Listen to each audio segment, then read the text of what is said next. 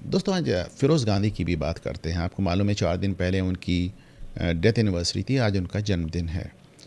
अच्छा, मैं इसलिए भी फिरोज़ गांधी की बात कर रहा हूँ बल्कि क्योंकि कांग्रेस करने को तैयार नहीं है। आज देखें आप, पूरा विपक्ष फिरोज़ गांधी की जयंती मना रहा है। इसलिए भी मना रहा है क्योंकि कांग्रेस को बुरा लग रहा है। पूरी कांग्रेस पार्टी में किसी की हिम्मत नहीं है कि वो राहुल गांधी के दादाजी का नाम भी ले ले। अब आप एक चीज़ देखें, फिरोज़ गांधी का बहुत बड़ा योगदान है। क्या योगदान है? नंबर एक, जिस रायबरेली से इंदिरा गांधी जीती, जिस रायबरेली से सोनिया गांधी ज़िंदगी भर जीती और जिस रायबरेली से राहुल गांधी अभी सांसद हैं, वो अमेठी से हार के जो रायबरेली भागे हैं राहुल गांधी, वो रायबरेली फिरोज़ गांधी की ही कॉन्स्टिट्यूंसी थी। वो चुनाव क्षेत्र फिरोज़ गांधी का था और रायबरेली में जो पहला चुनाव हुआ था वो फिरोज़ गांधी ने ही जीता था। सोनिया गांधी आज भी जाती हैं तो कहती मेरी ससुराल है, लेकिन फिरोज़ का नाम नहीं लेती। राहुल गांधी जाते हैं, कहते हैं मेरी पारिवारिक सीट है, लेकिन अपने दादाजी का नाम नहीं लेते। देखिए, फिरोज़ गांधी पे एक किताब आई है, मैं आपको दिखाता हूँ। इसका जो मैं मुखपृष्ठ देख रहा था तो मुझे देखकर बहुत हैरत हुई और बहुत दुख हुआ। किस तरह इसमें फिरोज़ गांधी अपने बेटे राजीव गांधी को अपने कंधे पे बैठा के, अब जो भी दिखा रहे हो, मेला दिखा रहे हो या जो भी दिखा रहे हो, क्या फिरोज़ गांधी ने कभी सोचा होगा कि उनका बेटा कभी ज़िंदगी में उनकी कब्र पे जाएगा ही नहीं? अच्छा, मुझसे कई लोगों ने ये भी सवाल किया, क्योंकि इस बारे में मैंने कई बार बात भी की और कई बार मैंने ट्वीट भी किया। लोगों ने मुझसे ये भी पूछा कि साहब, पारसियों में दफ़न करने का रिवाज नहीं है, आप कैसे उनके कब्रिस्तान की बात करते हैं? एक्चुअली देखिए, पारसियों में वो टावर दफना या टावर ऑफ साइलेंस होता है, जिसमें लाश को लटका दिया जाता है और उसको गिद्धों के हवाले कर दिया जाता है। माना जाता है कि मृत्यु के बाद भी आपका शरीर किसी काम आया। तो ऐसे में लोग मुझसे पूछते हैं कि साहब, कब्रिस्तान कैसे हो सकता है? देखिए, जो इस तरह के टावर्स ऑफ साइलेंस हैं, ये हर जगह उपलब्ध नहीं है और पारसी जनसंख्या भी कभी इतनी नहीं रही कि देश के कोने कोने में इनका अलग कब्रिस्तान इस तरह का बनता जहाँ टावर ऑफ साइलेंस बनता। तो प्रयागराज जैसे तमाम जगहों पे इनके अपने कब्रिस्तान हैं और जहाँ पे इनको दफन किया जाता है। जहाँ तक फ़िरोज़ गांधी की बात है, उनका तो बाकायदा अंतिम संस्कार हुआ था दिल्ली में, उनका दाह संस्कार हुआ था। और यहाँ पर प्रयागराज में जो आप उनकी कब्र देख रहे हैं, यहाँ पर उनकी अस्थियाँ दफन हैं और वो भी आधी अस्थियाँ उनकी मुंबई में दफन है। तो अच्छा, जो आप यहाँ इसमें गुजराती में लिखा देख रहे हैं, ये भी कोई पूछ रहा था, क्योंकि फ़िरोज़ गांधी का परिवार बेसिकली गुजरात से आया था। इनफैक्ट जितने पारसी हैं ये सब जब ईरान से मुस्लिम आक्रमण के चलते भागे थे तो सब गुजरात ही आके टिके थे। गुजरात इनका पहला ठिकाना था। फिर वहाँ से तमाम लोग मुंबई आ गए थे और फिर तो आपने देखा देश के कोने कोने में फैल गए। अच्छा, जो ये गांधी और ग्यांडी वाला भी जो विवाद है, ये भी मैं आज आपको एकदम डिटेल में बता दे रहा हूँ। जहाँ से बैठ के मैं ये आपको वीडियो कर रहा हूँ, जहाँ से पॉडकास्ट कर रहा हूँ, यहाँ से मुश्किल से 150 मीटर दूर एक बंगला है। मैं आपको दिखाता हूँ। ये बंगला है दोसा गांधी का। तो ये भी फ़िरोज़ गांधी के क्लोज़ रिश्तेदार थे, भाई भतीजे थे। तो पूरा परिवार, फ़िरोज़ गांधी का पूरा ख़ानदान यहाँ प्रयागराज में बसा हुआ है। और इसमें आप देखें कि इनके बंगले के सामने जो नेम प्लेट लगी हुई है, उसमें गांधी की स्पेलिंग किया है GHANDHY, गांधी। तो इस गांधी को फ़िरोज़ गांधी ने गांधी बना लिया, या फिर जबकि उनकी शादी होनी थी इंदिरा गांधी से, तो गांधी के सहयोग से वो गांधी हो गए। वैसे भी गांधी भी गुजरात से थे, फ़िरोज़ भी गुजरात थे, तो उन्होंने एक एश हटा के वो भी गांधी हो गए। तो आज राहुल गांधी जो बात बात में अपने को गांधी कहते हैं और इस तरह के दावे करते हैं कि गांधी डरते नहीं, तो भैया, तुम अपने आप को गांधी कही इसलिए रहे हो कि तुमको ये सरनेम फ़िरोज़ ने दिया है, वरना तुम भी गांधी होते या फिर कुछ और होते, हु नोज़। गांधी तो डेफिनेटली नहीं होते। तो भाई, तुम्हारी कॉन्स्टिट्यूंसी फ़िरोज़ गांधी की दी हुई है, तुम्हारा सरनेम फ़िरोज़ गांधी का दिया हुआ है, तुम्हारी पैदाइश, तुम्हारा वंश फ़िरोज़ गांधी का है, और उसके बाद आप उसका नाम लेने को क्यों नहीं तैयार हैं? सिर्फ इसलिए नहीं तैयार हैं क्योंकि उनका पूरा नाम था फ़िरोज़ जहांगीर गांधी।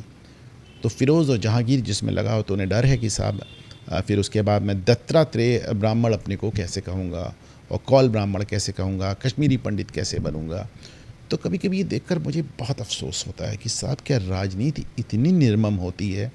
क्योंकि आप देखें, कभी राजीव गांधी नहीं आया, कभी संजय गांधी नहीं आया, कभी इंदिरा गांधी नहीं आया। कभी सुना है कि शायद बहुत पहले जब वो प्रधानमंत्री बनी थी, उसके क्योंकि प्रधानमंत्री वो फ़िरोज़ की डेथ के 6 साल बाद बनी, तो शायद उसके बाद एक आध बार आई हैं, कभी कोई नहीं आता। और अब तो फ़िरोज़ की कब्र से आप देखें कि अक्षर भी मिटने लगे हैं। लेकिन कभी उसकी देख-रेख नहीं होती, कभी वहाँ कोई एक मोमबत्ती जलाने वाला नहीं है।